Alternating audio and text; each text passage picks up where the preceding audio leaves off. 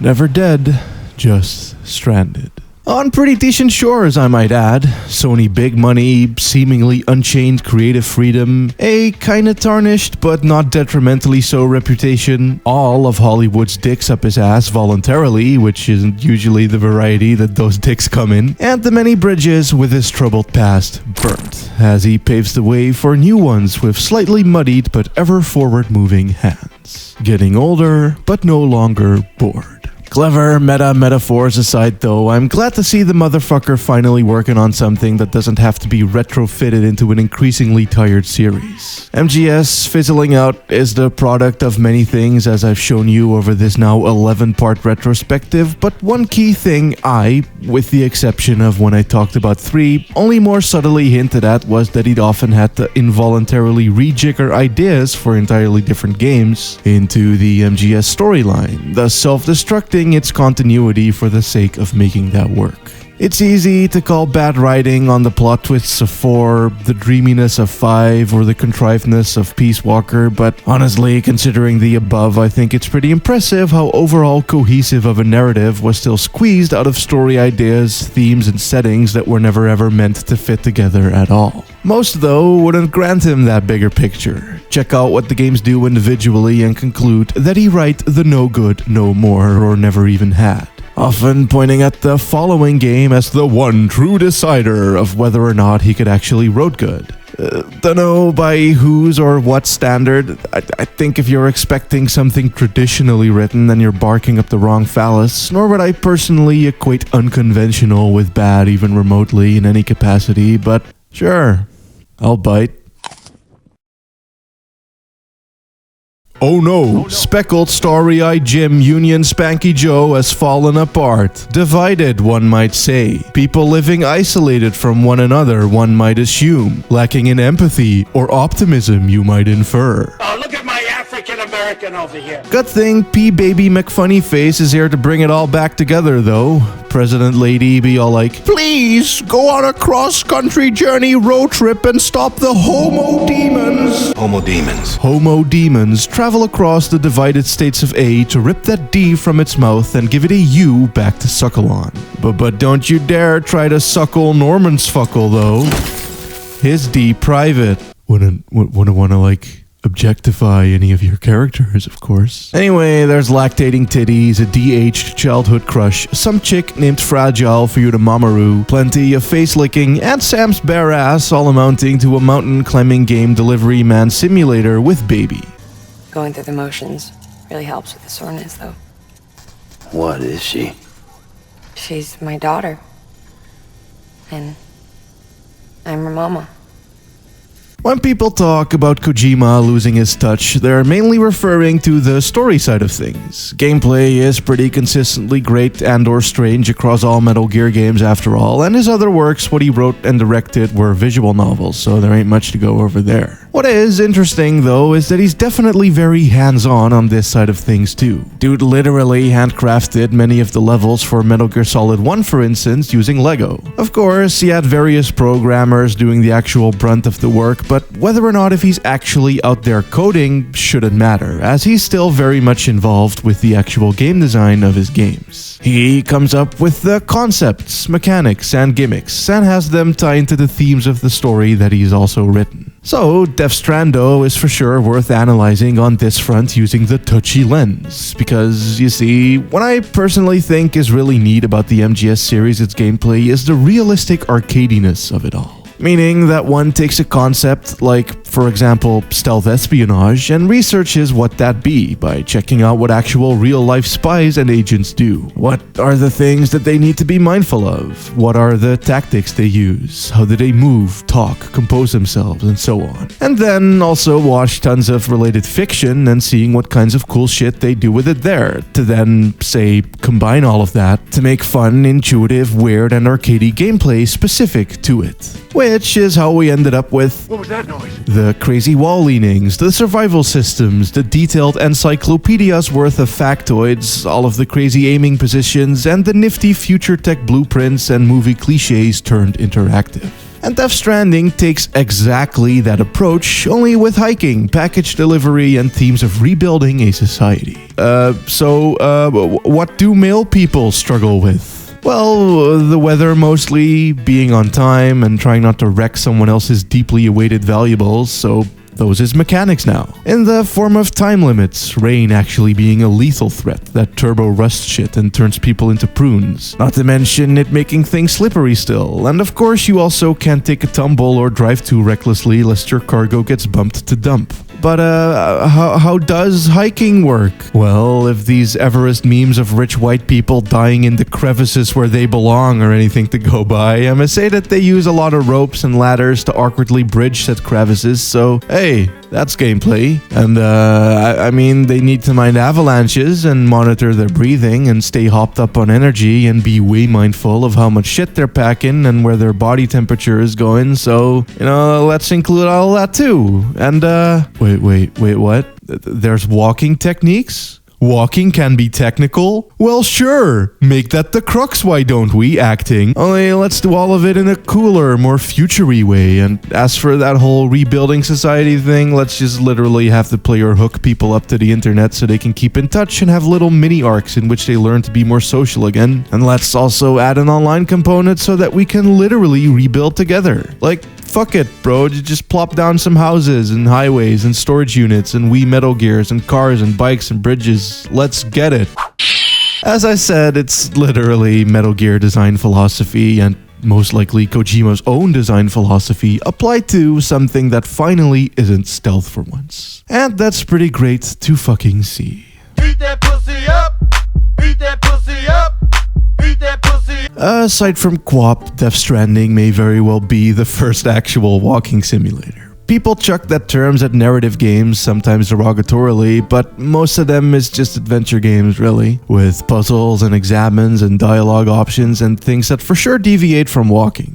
I guess the term does kind of fit mockingly for something as low-key as Dear Esther, where all you really do is indeed just walk, but here be the tea. The walking isn't a mechanic. It's not being simulated or translated in any contextual or kinesthetic sense. You just hold forward and may very well be a floating orb sliding across the ground. But in Death Stranding, you need to mind your footing very carefully. Take into account even the smallest rocks. You also need to have to hold down actual buttons to carry things in hands, thus being perpetually mindful of it as one would when grocery bag. Balance is also a big deal, especially when you got some heavy back cargo. Trying not to trip over by turning too fast or leaning too heavily to one side or going up a steep hill or going too fast down slope. And so those handholdy grocery bag buttons can also be used to strap onto your straps as you would with a real-ass hiking backpack for additional balance. R2 and L2 be the butts, by the way, or whatever triggers your future PC controller equivalent will use. You can hold them down for firm, tap them when you tip with the tips of your fingers, finger the triggers while alternating to regain balance, use them to paddle and swim or to dog walk up super steep hills.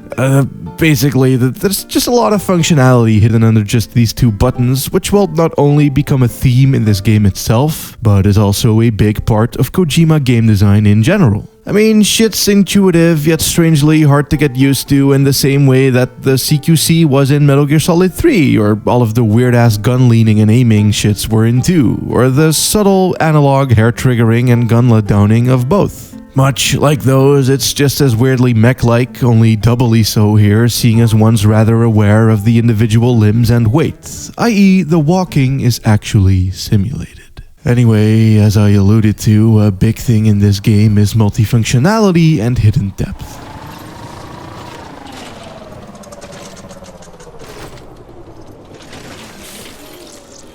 Again, it's that whole Kojima design philosophy about making the most gameplay happen out of simple themes and ideas. In a game like MGS3, this was shown by food not just being food, but also a weapon or distraction.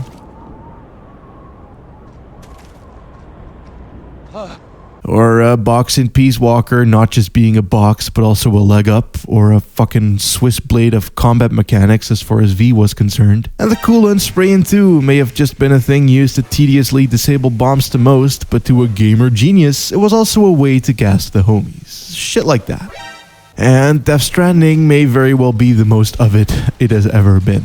Fucking, even your goddamn little cargo drone is meant to be just a packing mule, but who's to say it can't be a snowboard? And you can also chain them together, which I only found out after playing, so that's already an incentive to go back right there.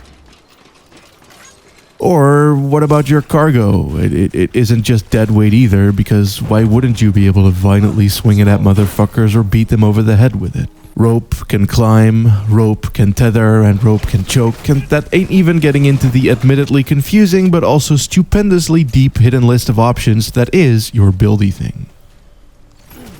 Which it really doesn't explain well at all, mind you, which is also in line with the MGS games, leaving you to discover most shit on your own, only those were pretty quick and snappy, fast-paced games with little to no punishment, and Death Stranding is slow, long-winded, and it fucking hates you.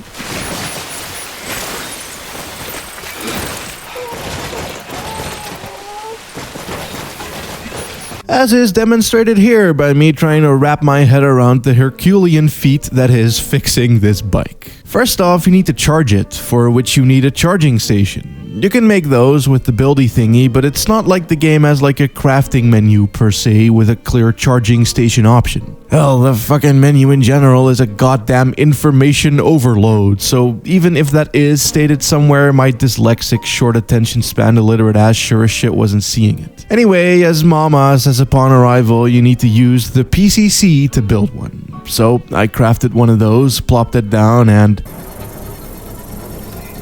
construction complete.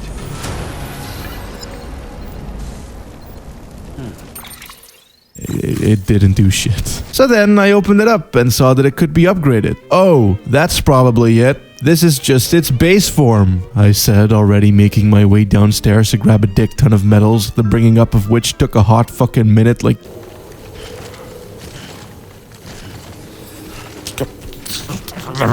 Then I upgraded it, and... still nothing. Now, apparently what you need to do is before you plop it down from the fiddly D-pad menu is to open up the sub-fiddly D-pad menu specific only to this item and this item alone. And then fiddle your way down to the charging station and boom, presto. Now the bike will charge, allowing you to drive it back downstairs so you can have it repaired, which it also doesn't tell you, as I only knew this due to a tips article I found whilst troubleshooting the PCC in the first place. Fucking God forbid I would have drived off in that thing and crashed it, thus having wasted all of that time just now. Oh boy. What is weird though is that while this was clearly a traumatizing experience, it was also like really fucking funny. I kinda enjoyed having to slowly cave person my way around this bonker balls bullshit. Sure, it was frustrating just as falling into the water is, or losing all of your shit be, or getting oil sucked are, but it's frustrating in a way that's really easy to laugh at after the fact. It's like a character building moment, I guess. Not least a very satisfying one too, to see your efforts pay off with a tangible reward, as it is with you building entire highways, Wii Metal Gears, and raiding and permanently incapacitating entire scavenger caps, or delivering a piz on the strictest timer known to man. Quite quickly, it stopped being just a hiking and delivery game and started to feel like I was running a business, rebuilding a society even. Less one-man guy and more active CEO of the biggest one-man guy company, shaping the land and allowing one to be mad creative in every which way.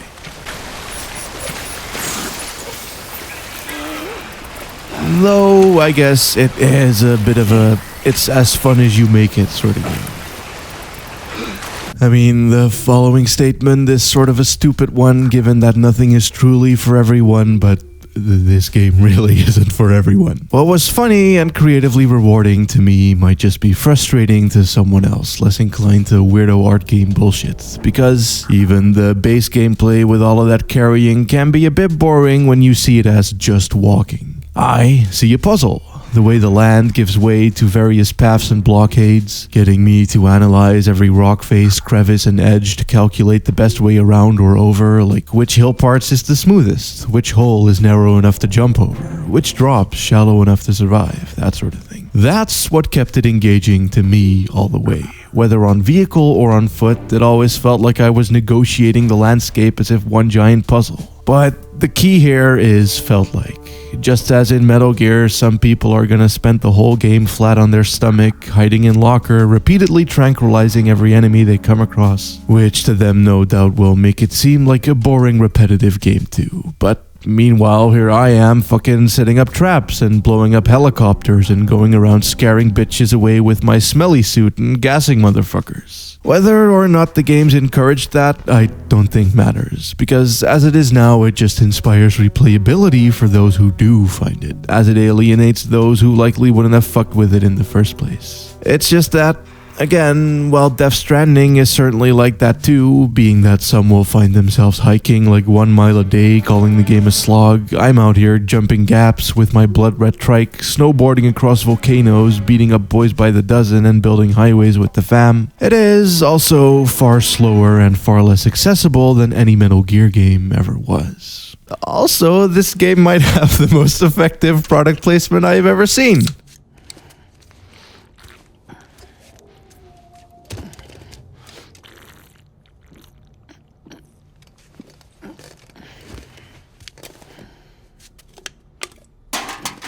Yeah, I bought some after seeing that. I'd get mad, but it's basically a tradition at this point. MGS3 had Calorie Mate, 4 had the iPod, Peace Walker had Doritos and Mountain Dew, among a bunch of other things, and Death Stranding has Monster Energy. Funnily enough, it's literally all Sam drinks, aside from whatever this shit is. Even your water filtration system canteen thingy turns river water and rainwater into Monster.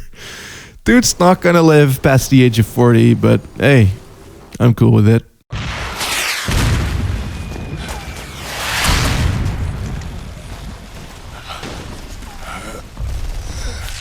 スネーク、大丈夫？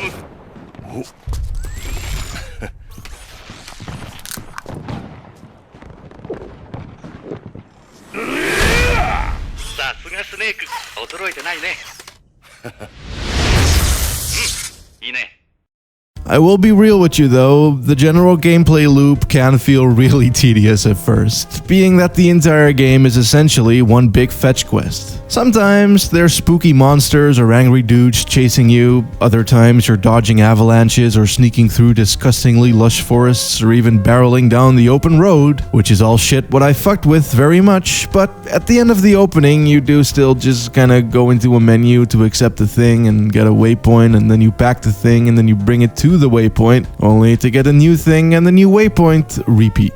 That is the core of the game. Shit's pretty boring on paper, but it's what the paper's made of that kept it from ever being that to me, aside from maybe like the first 2 chapters. See, you do get to do a lot of shit still. The whole going to the waypoint thing isn't as easy as just holding forward on the analog, as I've hopefully been able to convey so far. It's raw, thematically dense, atmospherically appropriate, beautiful, sometimes spooky, and above all, engaging as fuck due to even just the walking being a whole challenge in and of itself. It's just that at the start, set walking is also all you get. Once chapter 3 hits, you start getting vehicles, way more new mechanics being introduced like every hour during all of the following chapters. The yet undiscussed story also picks up big steam, and moreover, the online components start to take hold. Those first 2 chapters are like a good 5 to 6 hours long, if not more, depending on how many side quests you do and how quick you can get to grips with the walking mechanics, which might turn a lot of people off. But it just bears saying that later, those 5 to 6 hours will become very worth it. Same way that even your small little mother base microcosm hub room of repeated animations, routines, mandatory checkups, and funny memes that don't get boring at all, no sir, all in the hopes of maybe triggering something, starts getting subverted too in a very Silent Hill 4/Fatal Frame 3-ass way, fucking with the homely repetitive sameness you've grown accustomed to, though more on that later. As far as the structure go though, the game isn't really so much a sandbox as it is multiple open segments. Some connected, some load screened, and all big on detail and characters, nor is it all that large either. So it's a Japanese open world game through and through, pretty much. The objective here is for Sam, Baby, and you to travel cross-country, connecting every zone, level, or district to the internet, allowing shit to fill in. Thus, each area will start off a bit slower, filled with the wonder of on-foot exploration due to there being no infrastructure yet. Think of things like charging poles, vehicles, designated routes, storage units, houses, zip lines, bridges, ropes, and ladders that other players can leave behind that will be made visible and usable once you link up a state. Now, the actual players won't be. It's not like an MMO or anything lame like that. It's online in the same way that Dark Souls is, only like wholesome and helpful and far more fleshed out. You are rebuilding America together for real. Someone could place down a bridge constructor without the materials needed to complete it, which you might not have either, but you might have some on you, so might as well drop them off on your way, right? So that later, when you backtrack back past this point, you might see it fully fleshed out. Hell, you might even see entire stretches of highway coating this once barren wasteland. There's such a satisfying sense of progression in that. Going from slowly hiking and cautiously exploring to rampaging through it with a fucking motorcycle, wrecking your shit and eating ass, healing it with a spray and a dash of monster, continuing on to pull up on a scavenger base you were too scared to even come at when you fell alone, as you now blow the whole thing up, hack their terminal, steal their shit, nab their truck, load an obscene amount of said shit into said truck, and dashing out of there in a blaze of glory, as they pelt you with bullets and electro spears, now giving you the tools to add more to that road. Before the story then moves you along to a new location where you can do it all over again. That is truly the grand gameplay loop that makes a slower initial facade gameplay loop all the more worth it. Shit is fun as fuck and really goddamn addictive. Plus, there's that real sense of camaraderie you feel with the online shit, also thematically slowly shattering the loner Sam, letting you like all of the constructions, no less than them saving my life a few times or just providing an opening to celebrate some cool shit together. Be proud, my friend. Emily's still waiting for you in the west. Head to your boat. It's ready. Get those supplies to Lake Knot City. We're just getting started. It is the end of every MGS game finally personified and realized in-game. Like, all of them end with, "Live your life. Pass on what's important. Build the future you want to see, Snake." Which you literally do here just through building shit and leaving things behind. Even some weight-exceeding alloy you dropped will appear for someone else as perhaps just the thing they needed to construct their camp, giving you likes up the ass for just being you. Shit's adorable, and a far better way to convey this than any text ever could.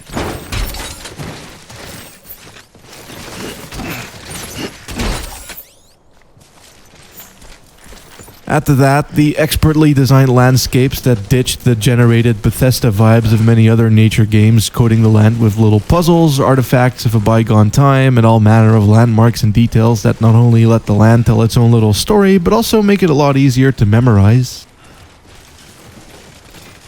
There's just always something on the horizon giving you something to strive towards or look forward to. The gameplay overall is thematically appropriate, mechanically dense, and I haven't even brought up the combat really. So, as far as being a designer goes, yes, Kojima is still very good. Better than he ever was, maybe, to the point that building upon this land and exploring it became a very visibly, tangibly, and emotionally resonating reward that beats any percentage, metric, or jingle to me. And even those are still pretty cool, confusing though the menu systems may be.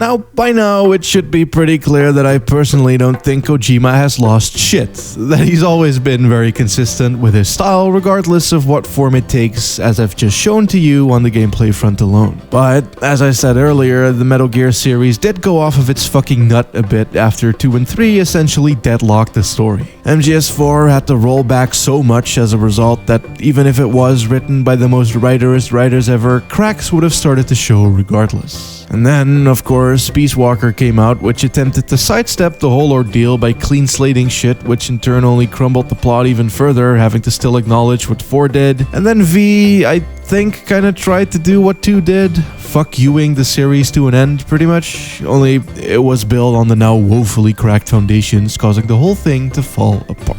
No less because 5 was also mismanaged, and left unfinished, so even the mostly still very great-ass game design lost some of its luster in the latter, clearly undercooked half. which is what soured the series for many, and per extension, Kojima's reputation. And I mean, hey, there's always been a lot of dumb bullshit in his games. He certainly is an unconventional writer, so maybe he was just like that because he straight up never knew what he was doing. Maybe MGS 1, 2, 3, and Police Knots or Snatcher were all strokes of luck, or perhaps the result of his infamously mysterious co-writer, who helped him out up until MGS4 where shit shat the bed.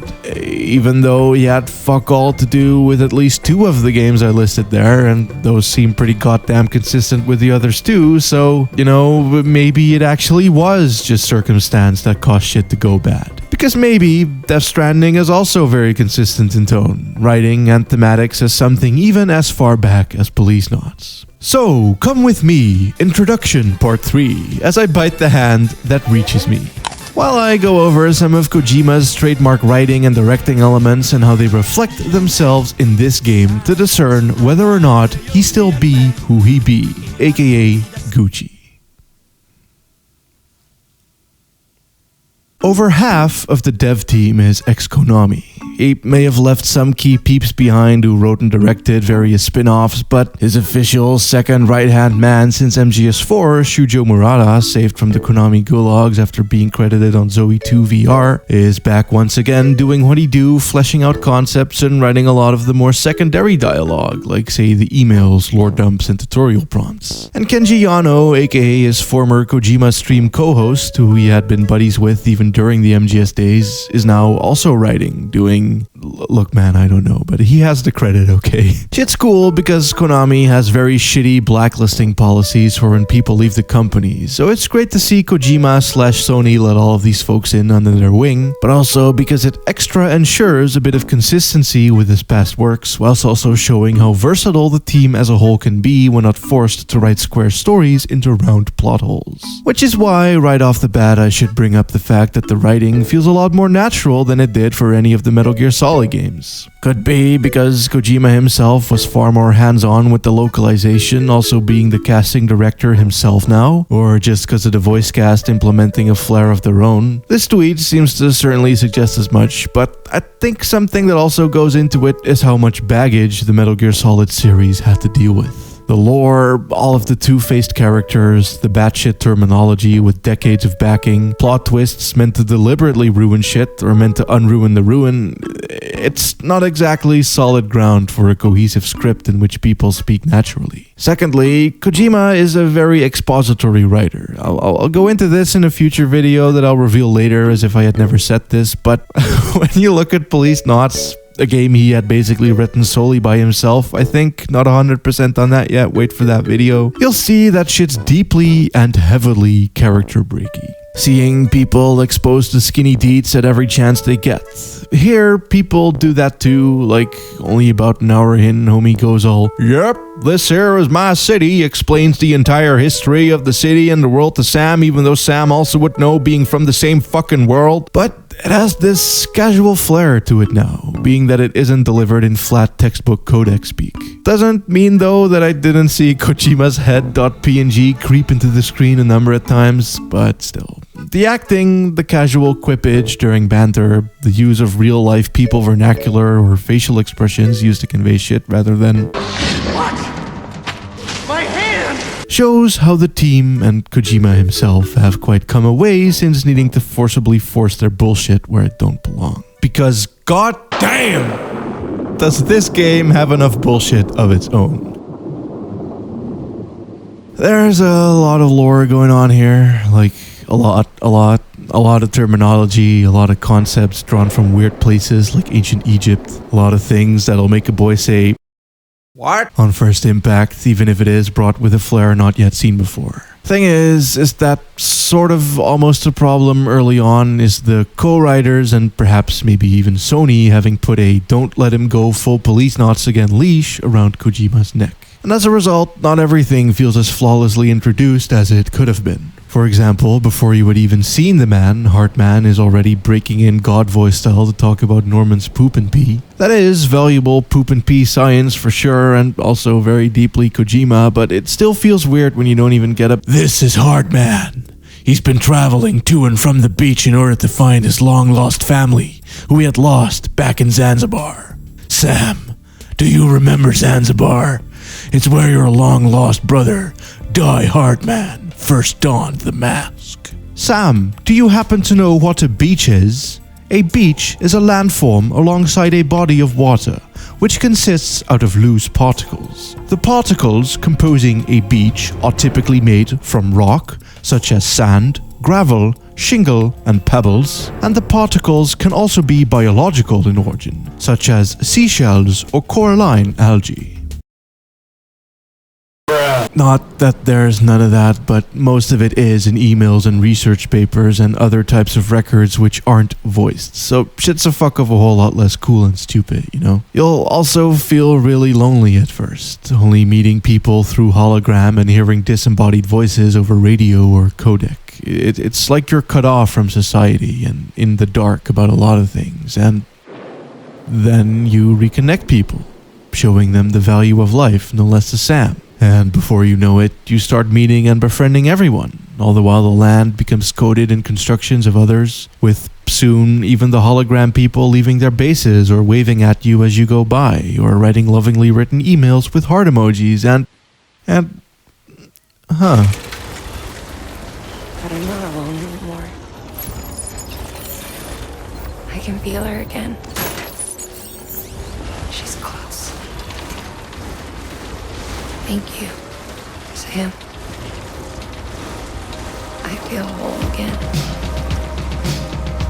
So, while the story does introduce itself rather clumsily, it does so with a purpose, I feel. As in, much like the trailers, everything feels very ominous. You don't quite know why people are doing what they're doing or how they ended up like they did. All you know is that shit is fucked and that Sam and his slimes is the only ones who can fix it. Or at least not letting shit get fucked more. However, where this does give it that same dreamy, mysterious air that MGS5 and 2 in many ways had as well, it isn't even remotely as scantily cutscene and unfinished as the former, or as long-windedly diatribed as the latter. It keeps the mystery going through a fair dose of expertly directed, paced-scored, written, and acted cutscenes, giving you enough character development and plot pieces to keep things going, but never too much to where it gets overwhelming. Shit like the relationship between Sam and Fragile, the edgingly built-up role of Mads, the maliciously teasing Skullman and the way the world around you works, with all of its dream-infesting, flashbacking, half-dead, half-alive, warpy rules and qualities are kept just mysteriously enough to where I was engaged to fuck, basically. Add to that the length of the game being greatly used to its advantage, in that you naturally built up a connection or relationship with these people just by being around them for so long, as well as the codex, radio banter, emails, and hologram bangs fleshing them and the world out bit by bit, and the excellently thematic gameplay integration, and you end up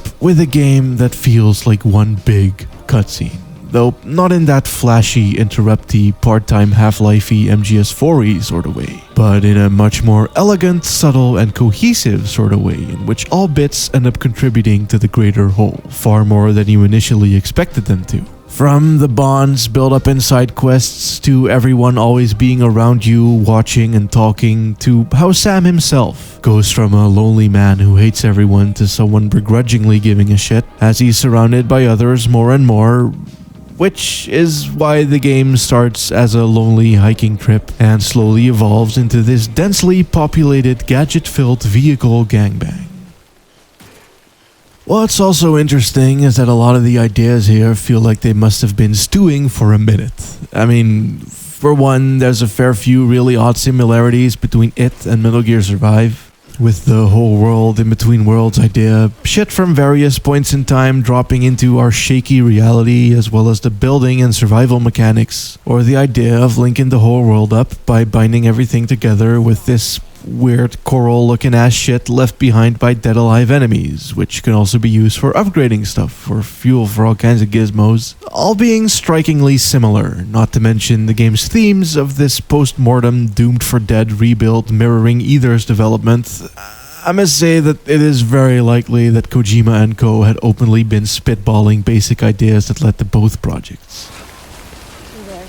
Additionally, Death Stranding has so much fucking imagery, man. Mads on the barbed wire web, The whole flying sky giants, the spooky baby dolls, the fire skeletons, and even just the hues and tones of the Icelandic landscape all reek of this being too crazy for whatever Metal Gear game I'm working on right now, so might as well hang on to it for later. Like, you do not come up with this much shit, fleshed out no less, in just a 3-year time span. So, to me, this is the game Kojima had been building up to, with all of his writing, design, and thematic techniques built up and done up over the years of doing Metal Gear, and all of the discarded plans too crazy for it finally coming together in one big, epic mess that's likely to alienate most of those who just secretly wanted more Metal Gear. And that, in and of itself, is what makes it quite a special game to me. Like, the ways it makes you grow accustomed towards certain repetitious aspects, routines, or tactics, or certain character traits only to subvert them, take them away, or make you fight for their rights, or just develop them into something way different than what you thought they would be, and that's not even getting into how much the gameplay evolves and progresses throughout, shows that there had to have been some honest-to-God galaxy brain level planning and thinking going on behind what is essentially just fetch quests, the game.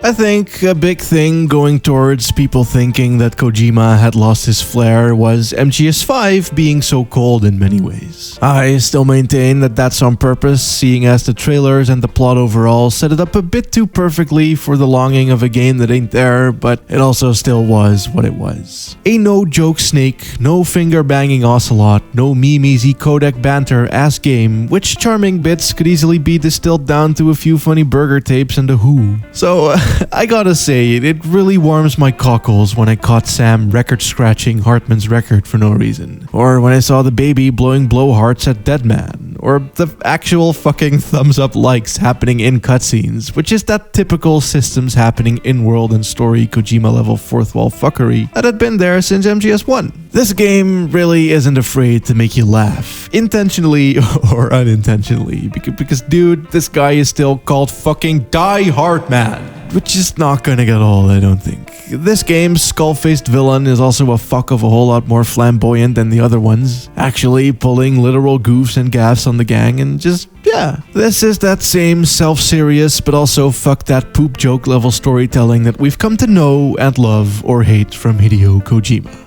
Love for me, if you hadn't discerned that by now. Camp is easily the closest to honesty one can get in the collective lie that is storytelling, so to me, a work of art knowing when to laugh at itself or when to pull back the curtains from time to time is far easier to connect to than something actually up its own ass. Doesn't mean that there weren't some lines that made me actually scream at the screen, like, Great. So I'm Mario and you're Princess Peach. fuck off. But the game, as the MGS series does too, exists in such a nebulous, fourth-wall-less place that things like that, or Higgs constantly talking about giving you game overs and the game very on-the-nosily contextualizing all of the gamey bits, doesn't really harm it at all. I mean, just look at this fucking line. I brought you a metaphor. I don't think I've laughed that hard at a single line that may or may not have been meant to be cheeky in quite some time. The shit just makes it better. More interesting, if anything, than if it truly was all serious or conventionally written. Probably the most Kojima-ass thing in Death Stranding, though, is the fact that the evil ghost monster's ultimate weakness is literally Sam's shit and piss. The latest in our line of EX grenades. I give you the number 2. As you may have surmised, this model was produced with various extracts refined from your fecal matter. Yeah. Oh, and I do think congratulations is in order too. As you see, this game, not very horny at all. There's at least one woman in her underwear, but it has a purpose to the plot despite some very voyeury angles, which were a bit and I also still think it's a very manly game about manly men dealing with gruff manly things, and so many of the more femme angles of motherhood are handled with some clunk, coming from a deeply duded perspective, but 1, he tried, and 2, that is also it. No needless crotch shots or creepy x-ray vision for no reason, and no quiet level pathetic shit. Hell, the only real piece of ass you get to see frequently is Sam himself. These shower scenes, man, is goddamn. So maybe all along the all work no play makes Kojima a horny boy thing was true. Maybe he was just so bored making MGS games over and over that he stopped giving a shit and got horny on the main. Who knows? Either that, or he's just feeling the peer pressure from his big famous buddies who might object to some of that shit. In either case, good job, Hideo. You kept it in your pants, mostly. What is contrastingly on brand, though, with the biovestites and the whole women can't wear tattoo shit, is the fact that this game has an email saying that asexual and demisexual folks only be that way because of how fucked up the world is. However, it also solved rape, so I'ma be real here. The idea that the Death Stranding is so earth-shatteringly catastrophic that it even shatters people's sex drives is really quite interesting in that the universe high-key hitting the cancel button on humankind sort of way. Not to mention that it ties things into real life as all of Hideo's stories tend to do, but I don't know if it was really all that great a call to drag sexual orientations into this. Perchance, this is an awkward localization, being that asexual might not have been intended as a reference to the non-sexuality, but more so in a way to draw it into neat culture. Because this game does have a fair few allusions and parallels to it, and if MGS2 is anything to go by, you for sure has a bone to pick with people isolating themselves from one another, as they literally do here with their fucking gamer dungeon bunkers. Though, in that case, maybe straight up calling out incels would have been a better call. Like, you could say that that's far too on the nose political, but A, shut up,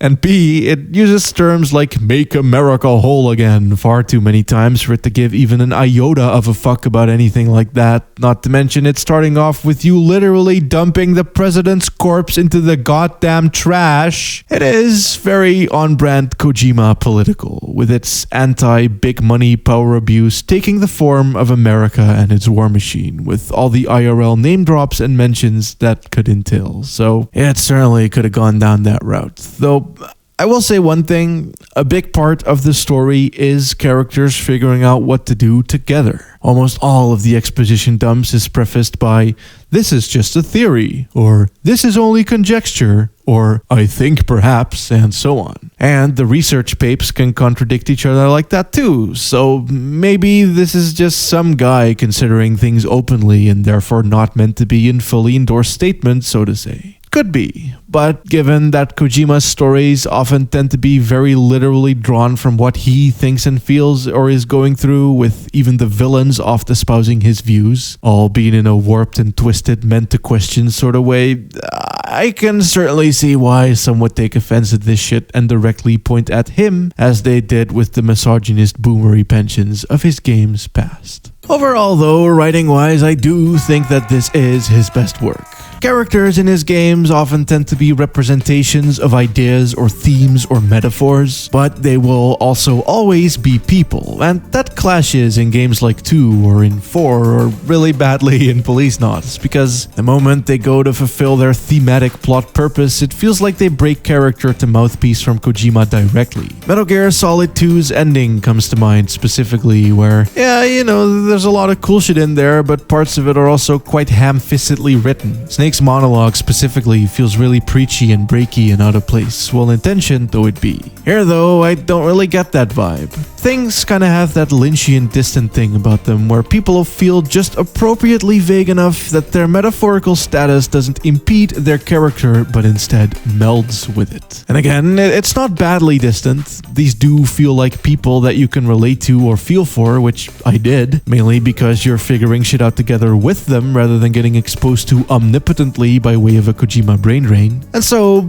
to me, this is by far and away the most emotionally resonating Kojima story, muddy hands down. And hey, the gameplay is pretty fun too, no less exciting given how different it is. This just isn't the blockbuster AAA release your Freddy cousin might buy. This is a slow-paced, weirdo art game with mad experimental gameplay that'll gain and maintain a cult following but will bewilder most other people. Sadly, unlike other games one might put into this category, think of your Killer 7s, your D2s and D4s, your Tulips and Moons, this one will be subjected to the larger forum due to it being big budge and big hype, which might tarnish its initial reputation somewhat unfairly. Like, you do not ask an upset Jonas to review Killer 7 or Tulip. but he will review a Death Stranding. And while some of these Jonases will end up fucking with it, many will probably just end up being frustrated or confused. And hey, that's fine. I don't mean to come off all us versus them, especially because I don't expect my own audience to be all on one side either, but I bring this up because this game is being genuinely divisive in a super interesting way. Because, I mean,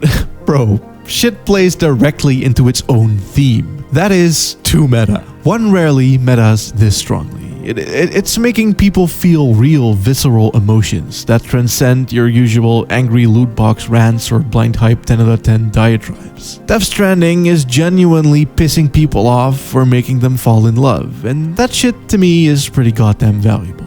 So, in conclusion, is Kojima still good?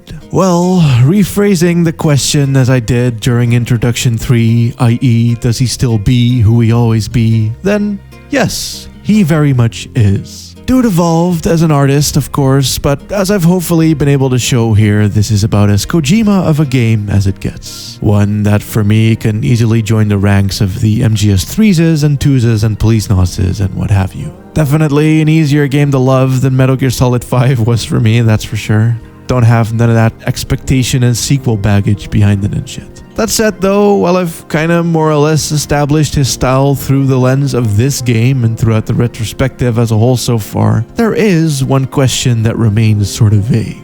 A question that he himself seems all too keen to answer, but one that I am not too sure of is defined yet. What even is a Hideo Kojima game? Like, what exactly does he do? I mean, he writes, directs, and designs, of course, but to what extent? All of the MGS games have had co-writers, and as stated, so did Death Stranding, so as to what exactly came from him, it's hard to fully say, even if the style of the games that bear his name have been consistent since Snatcher. On one hand, I feel like people are too easy to dismiss that, thus not giving him the credit he deserves, but at the same time, I also feel that he gets too much credit.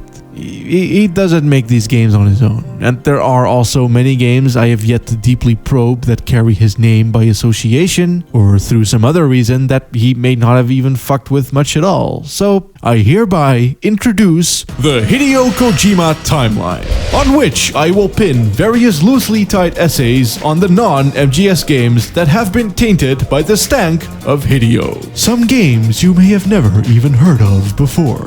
Connecting the bridges that bind the dust, so to say. Tracing the strands, if you will. And finding out what the fuck he actually do, perhaps. With the next episode taking place all the way back here. Can you guess which game it'll be about? Wow! Check back next time to see if you were right.